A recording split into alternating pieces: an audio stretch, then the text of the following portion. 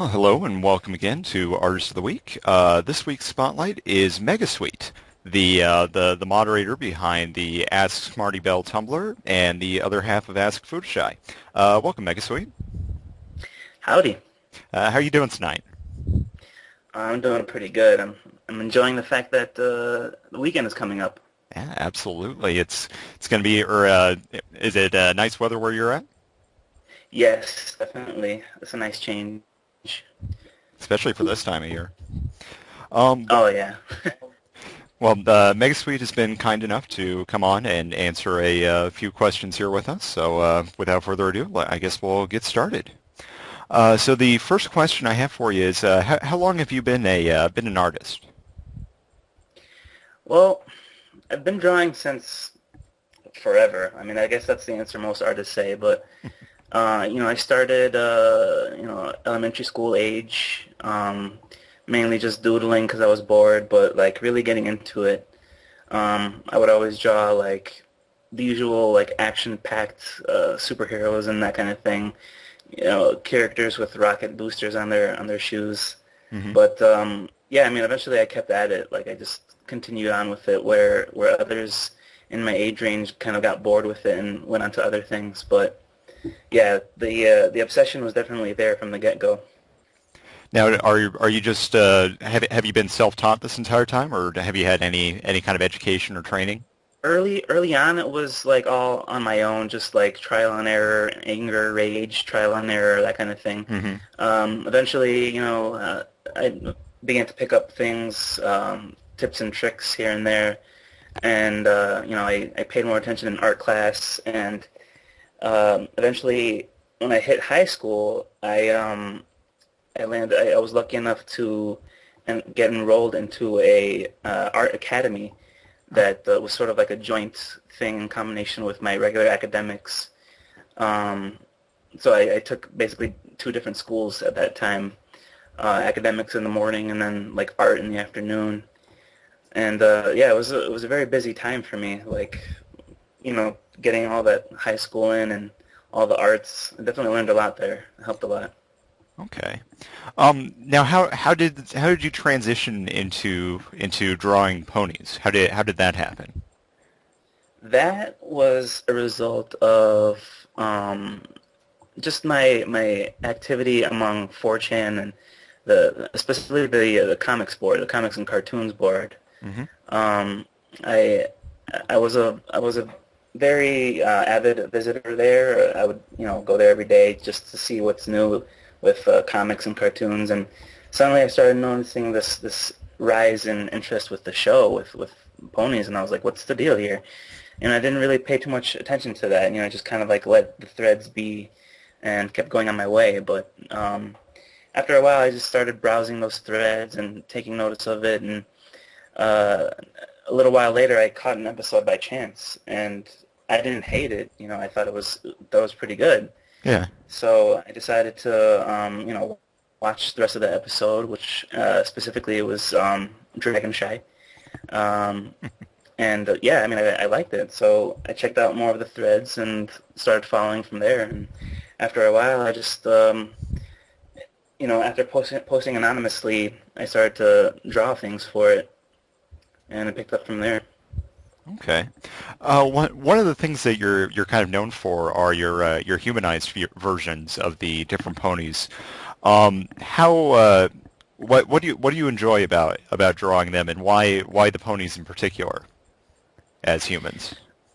I'd say what fascinates me about it is just the fact that those characters are so like rich in their own personalities. I mean, I know that they fit certain stereotypes or certain I don't know foundations of what a character is, but there's definitely plenty to work with there, and just to be able to like interpret them differently and yet maintaining that same sort of like foundation that they have on the show is the challenge, and it's what I find the most fun to be able to like translate that and to keep that sort of spirit like with the human characters, and just the fact that everyone has their own interpretation of it is what I find the most fun.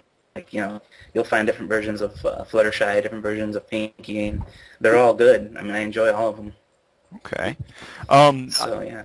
I know there's a lot of artists out there that only draw will only draw like ponies. They won't kind of break out of that mindset. Why would you would you recommend that those artists try drawing them as humans, and maybe why would that help them?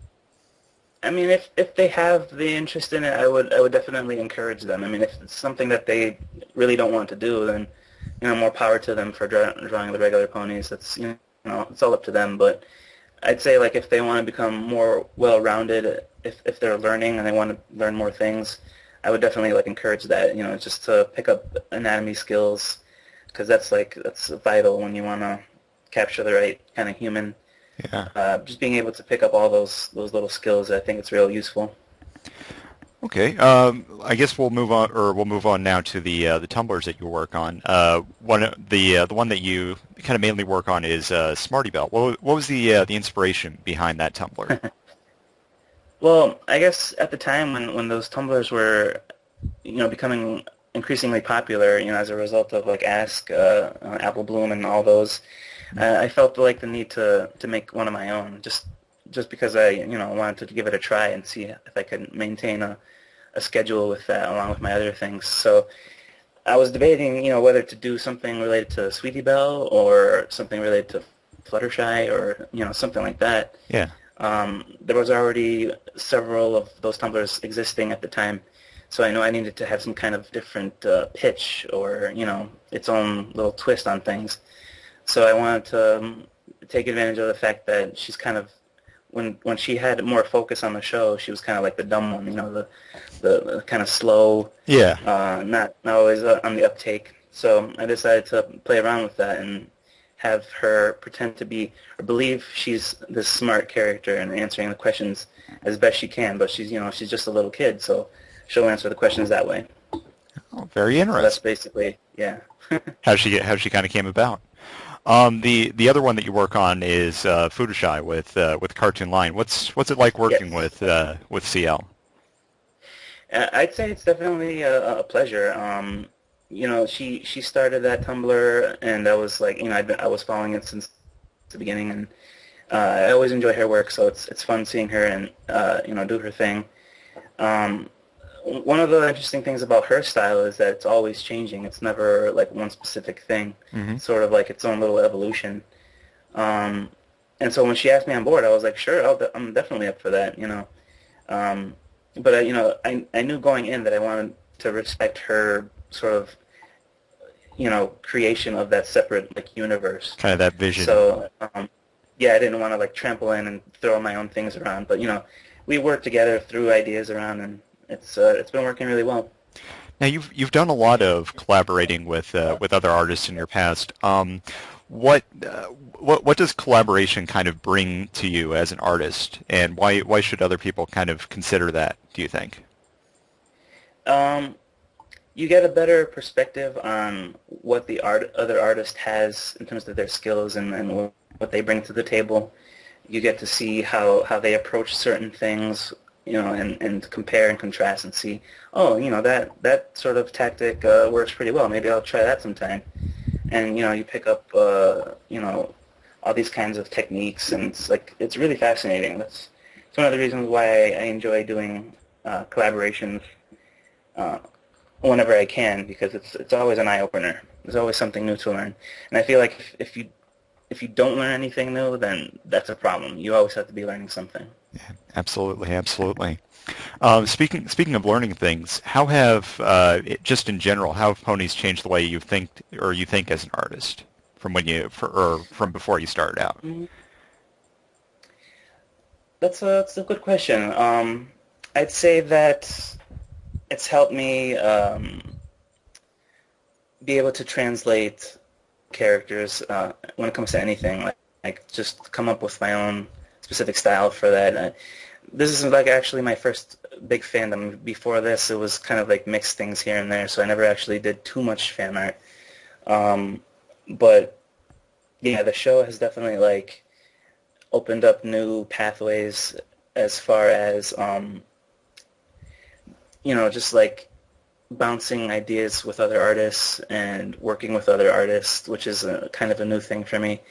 So yeah, it's like a, sort of a gateway thing to all these other opportunities. Now, how is this beside the art part of it? How has the show affected your life in general? Um, I don't know. I mean, I can't really say I'm a different person because of the show. I mean, it's just something that I enjoy watching. Yeah. But and I appreciate the lessons that it teaches, and for the most part, that's what I do. I do those things, and I like to think that I'm a pretty friendly person. But yeah, it's just something that you take stock of and enjoy um, for what it is. Okay. What else do you do besides artwork? Do you have any hobbies, jobs, or stuff like that? Besides art, I mean, I've always been a big fan of video games and that kind of thing. I have my PlayStation 3. I've been playing that whenever I can. Don't And, have too much free time for that these days, but it's and always fun to be able to spend some time with that. has there been any games Um, that you've been excited for or that you've been looking forward to? I've recently gotten into Mass Effect 2. A friend of mine lent me that recently, and I've been like Ah. obsessed over that. But yeah, I'm excited for trying out Mass Effect 3, despite what I've been hearing about it. These Yeah. strange things related to that. But yeah, um, yeah. I mean, aside from games, I love going to the movies, hanging out with friends, the usual stuff, really. Okay. Do you have any future projects that you're excited for? Future projects. I mean, we recently wrapped up the My Little Sweetheart art book, and I'm happy to say that was a pretty big success. There's been talks about doing a sequel book, which personally I would love to do. It just all depends on the right timing and seeing who's available for that. But that's definitely something that's coming up that I would love to get started on. Now the My Little Sweethearts that the proceeds to that were going to charity, right? Exactly, yeah. That was the plan from the start. Like originally, we wanted it to just be some sort of like a small collaborative effort, just to enjoy drawing those characters as humans and selling it. It was a calendar at first, and the plan was just to get a small number of people to do the calendar and then sell it and then take the money and give it to charity. But like eventually, so many people jumped on board, and we had to reevaluate everything, and it became an art book, and we had to set all these new deadlines. It was very very big learning experience for me, and having that under my belt now, I feel like the next book, if it happens, will be something bigger, hopefully, to look forward to. Excellent. How much money have you raised for charity, if you don't mind asking?